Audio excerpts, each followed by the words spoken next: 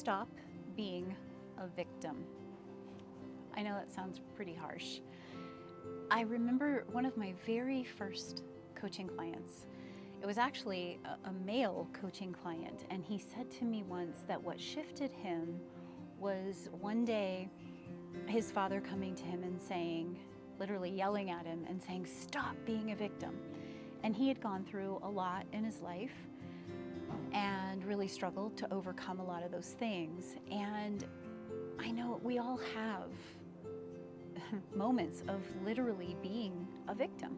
Do you ever feel like you're a victim sometimes? Do you struggle to step out of that feeling of, kind of woe is me? Or maybe even you have it in the subconscious mind, kind of almost like you want to stay the victim, because then your story can be true. Then you can stay angry. Then you can stay in this space of, not having to shift. Believe it or not, many of us do this, myself included. I've had plenty of times when I've been stuck in victim mode, as I like to call it, okay?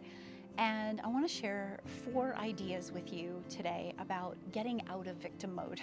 What can move you on the path toward stepping into your true creator mode instead, which is really the opposite side of being a victim, okay? Now, we've all been a victim, genuinely been a victim. We've been injured, we've been oppressed, we've felt tricked or duped or betrayed or whatever it is, okay? We've all had it, every single one of us. But why is it that some people can move beyond that and forget about it and other people can't? And some people, I have clients that say to me, "But Kim, I can't just forget that or forgive that or move beyond that and change things," right? And what we need to first remember is that we want to focus on the future. That's the first piece in moving beyond victimhood, okay? Because if we're a victim, we've been hurt in the past. It's over, it's done. And you might say to me, "But it's not, I still relive those memories all the time, or I'm still feeling hurt, or I'm still feeling so angry." I want you to feel your emotions. I want you to honor those emotions, okay? They're very real and very important as part of the process for moving through. This is where the second element of moving out of victimhood comes in, and that is forgiveness. And again, I get so many clients that say, "But I can't forgive. How can I forgive this?" I want to say first and foremost that forgiveness does not mean you're condoning what happened, okay? If you have fallen victim to someone's deceit or someone's, abuse or whatever it is, forgiving is not about them, actually. It's for you. And I love the word forgive because it means to give to the future, okay? We're forgiving.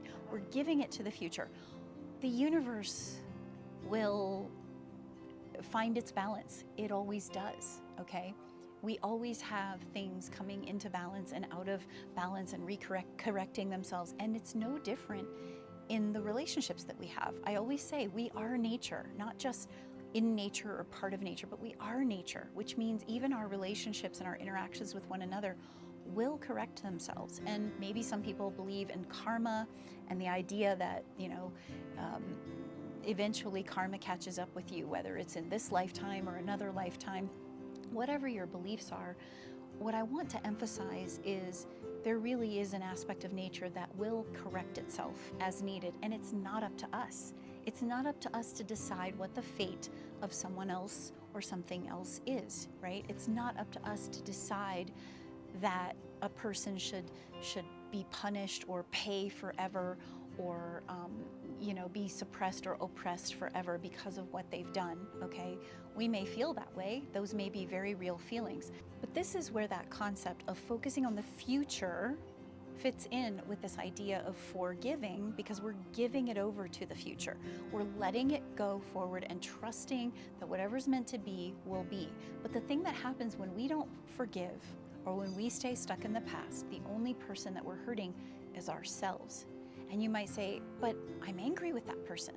I want them to pay, I want them to suffer, or I don't want to let this go because then it's like I'm accepting it or saying it's okay." It's absolutely not saying that. You're not condoning it and you're not saying it's okay. You might be accepting it. a lot of forgiveness is about acceptance. And to accept something is to simply acknowledge, yes, this happened. This happened to you, this happened from them, or, whatever it is. But whether or not we move on in our lives is 100% up to us, nobody else. So you can't blame someone else for keeping you from moving forward in your life. And I know that may be hard to hear, but if you keep blaming, you will keep suffering and you will stay in victimhood, okay? So future focus, forgiveness, and moving into that creator mode. We don't want to be a victim of the past. We want to be a creator of the future. We want to move forward into that. That's what we shift, okay? The other piece that I want to share is faith. That's the third element here. We want to have a certain amount of faith that we can move forward, that life will correct itself, that things will happen as they need to. Trust that we can overcome, that the universe will help us if we're willing, okay? But if we are only going to stay in blame, stay focused on the past, stay stuck in a lack of forgiveness or a lack of acceptance, then the universe can't help us. It can't help us move forward. It can't give us the gifts that are ours to have, okay? So that's another really big piece, is having a certain amount of faith that as you're willing to shift into a new mode, the universe will meet you and it will help you and support you and guide you. And the final piece that I want to offer is around the concept of fun, okay? So we have the future focus, forgiveness, faith, and fun, 4 F's here, okay?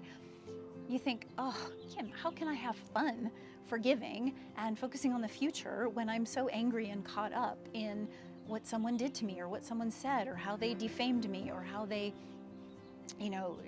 betrayed me or whatever it is, right? I love to think of life as a game. When I remember that it's a game or like a movie and I'm a character, I'm the leading character in the movie of my life, it's more fun. I get to say, okay, how does this character overcome the obstacle in this movie called life, right? And then I get to think about what are the outcomes I want to have. I get to have fun playing around with how do I want to feel? What kind of intentions can I set for myself? What kind of goals or visions can I have for myself? How can I start to move forward toward a new path that is not filled with all that anger, all of that frustration? And then I want to just offer this kind of bonus thought, if you will. Those are 4 methods definitely that help us move beyond victimhood, move out of being the victim in our lives, okay? But I want to honor the fact that it is scary, all right? Maybe we've been victimized in a really harmful, really hurtful way. And I invite you to have compassion for yourself, genuine compassion, and to remember that compassion breeds compassion. Hurt people hurt people. That doesn't condone someone hurting you, but when we are truly aligned with our true nature would never want to hurt someone else or anything else, okay?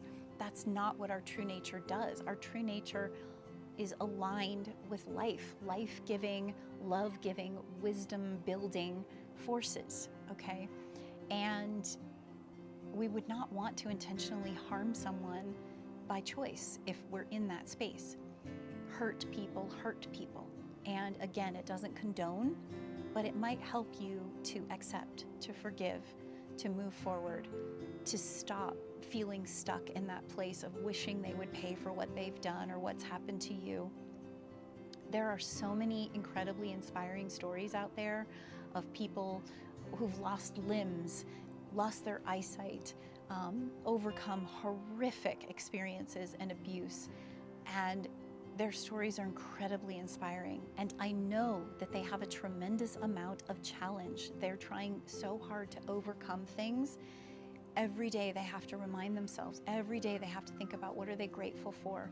What do they care about? What are they giving to the future? How are they focusing on the future and what they can become and what they can create, right?